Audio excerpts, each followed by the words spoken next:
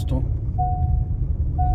ज़िंदगी है, परेशान तो करेगी। आप बिलीव नहीं करेंगे, मेरे लिए एक नया एक्सपीरियंस रहा आज।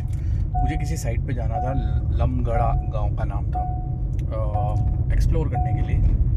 एयरबीएनबी साइट्स रहते हैं ना, प्रोजेक्ट्स प्रॉपर्टी की, वो सब एक्सप्लोर करने के लिए। तो दोस्तों, साइट का नाम तो मैं आप लोगों को नहीं बता सकता, थोड़ा सा गोपनीय है। बट ये जो मैं गया ऑफ रोडिंग पे दोस्तों, ऐसी चीज़ें आप तभी करें जब आप बहुत लॉन्ग हॉल ड्राइविंग का एक्सपीरियंस रखते हो, या आपके पास स्पेक्स वगैरह या प्रॉपर आप डिस्ट्रैक्ट ना होते हो। क्योंकि मैं ये जो गाड़ियाँ चला रहा हूँ, इसमें कई बार पंचर होने के जंगली जानवर के चक्कर रहते हैं। और मैं व्हीकल भी गलत लेके आया हूँ, होंडा सिटी। थार वार होनी ज़रूरी है, बोलेरो, इस तरीके के व्हीकल की ज़रूरत है मेरे पास। बट मेरे पास ऐसा व्हीकल नहीं है अभी। शायद मेरे अंदर वो भी इंस्टिंक्ट ठीक से अभी मेरे को समझ नहीं आ रहा। तो दोस्तों, मैं ये चीज़ भी सीख रहा हूँ यहाँ पे कि पहाड़ों में गाड़ी की कैसे ज़रूरत पड़ती है। छोटी गाड़ी, ऑल्टो या इस टाइप की गाड़ी, या बोलेरो या थार की ज़रूरत है दोस्तों। पिकअप ट्रक्स भी अच्छे रहते हैं, सामान ज़्यादा है, या आप कोई कैंपिंग साइट चलाते हैं, या स्पोर्ट्स कैंप चलाते हैं, या वाटर बोट्स वगैरह कुछ इस तरीके का एक्सप्लोरर हैं, या बहुत ही एक्सट्रीम लेवल स्पोर्ट्स करते हैं। तो ट्रैकिंग तो मैं करता नहीं। तो दोस्तों, ये जो ऑफ रोडिंग व्हीकल का जो चक्कर था, इस पे पहले मेरी ड्राइव रही 8-9 घंटे। Dehradun to Dehradun to Kashipur, Kashipur to Ramnagar, Ramnagar to Jim Corbett to Machkhali, Ranikhet. मैं वहाँ रुका 2 दिन, और अब मैं यहाँ से लामगढ़ आ गया हूँ, ढोल आश्रम की तरफ बढ़ रहा हूँ। दोस्तों, रास्ता इतना सुनसान रास्ता, ठीक है, सड़कें अच्छी हैं, आप देखो सड़कें ठीक ठाक हैं, कोई ऐसी बात नहीं है कि आपकी गाड़ी नहीं चलेगी। बट दोस्तों, यहाँ ड्रिंक एंड ड्राइव करने की सोचना भी मत, क्योंकि ये सही जगह नहीं है दोस्तों। और कंप्लीट जंगल रहते हैं, आपको गाड़ी चलाने का स्किल होना चाहिए। हालांकि दिल्ली में हम लोग ड्राइविंग अच्छी करते हैं, वो मैदानी क्षेत्र रहते हैं, हाईवेज़ वगैरह पे ट्रैवल कर लेते हैं अच्छा खासा, village to city, cities to village, काफ़ी अच्छा। मैं पहले भी बहुत अच्छी ड्राइविंग करता था हरियाणा में। तो क्योंकि मुझे फैक्ट्रीज़ वगैरह पे जाना पड़ता था, चावल का थोड़ा सा था, तो मैं करता था काम, तो उसमें मेरी ड्राइविंग होती थी। काफ़ी 8-8, 10-10 घंटे गाड़ी चलाता था दोस्तों, ताकि फैक्ट्री की विज़िट सही हो और मेरी शिपमेंट ठीक जाए। दोस्तों, अब क्या है ना, ये चीज़ें जो है ना पहाड़ों में, ये चीज़ें भी हैं कि आपको ध्यान रखना चाहिए ड्राइविंग का, क्योंकि पूरा रास्ता ही ऐसा रहता है आपका, सारा रास्ता ही ऐसा है आपका, समझ रहे हो आप।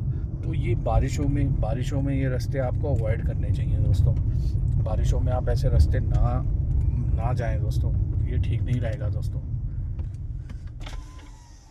पृथ्वी जी, मज़ा आ गया सर आपके साथ। आपके जैसा ऑफ रोडर बाइकर मैंने नहीं देखा दोस्तों। दोस्तों, हम लोग 75-80 किलोमीटर का डिस्टेंस ट्रैवल करके मचखाली से यहाँ आए हैं, ठीक है। और सारा रास्ता हमारा हिली था, अभी भी ऐसा ही है, हिली रास्ता है।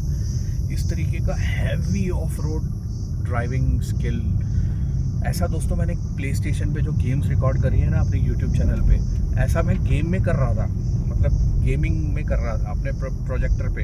एप्सन का प्रोजेक्टर है मेरे पास, मैं उस पर ऐसे गेमिंग स्टंट्स करता था प्ले स्टेशन में।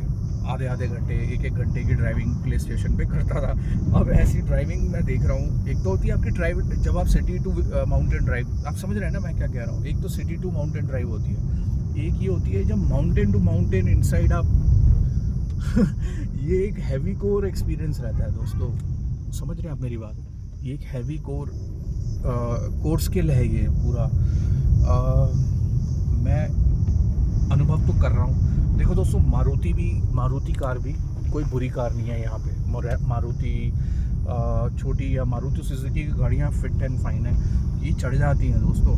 बट प्रॉब्लम क्या होता है, जैसे किसी के लिगामेंट इश्यूज़ हैं, ये है वो है, तो मैं तो ऑटोमेटिक ड्राइव कर लेता हूँ। बट कुछ लोग, मेरी ये भी प्रॉब्लम है थोड़ी कि कार स्किल ड्राइविंग ना इट्स नॉट ईजी दोस्तों। मैं तो एक हाथ से चलाता हूँ, ये वो कभी 2 हाथ से।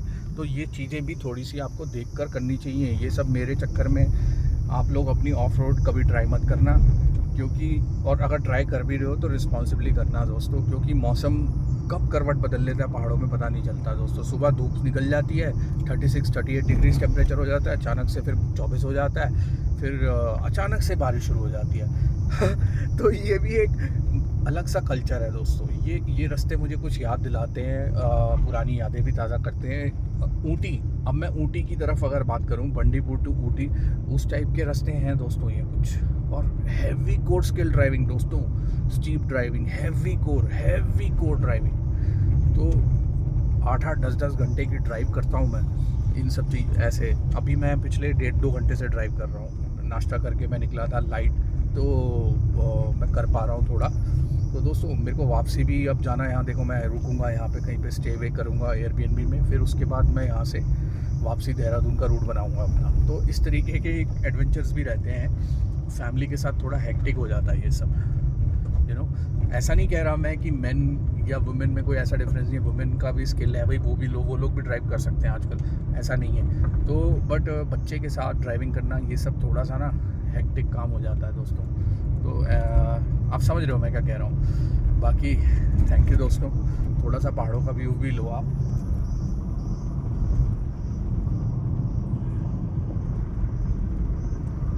मैं हूँ इस वक्त लमगढ़ा विलेज की तरफ, जो रानीखेत से अल्मोड़ा के बीच में पड़ता है। और मैं अब कुमाऊँ की तरफ आ चुका हूँ, गढ़वाल टू कुमाऊँ। ठीक है दोस्तों, उत्तराखंड इज़ वेरी ब्यूटीफुल दोस्तों।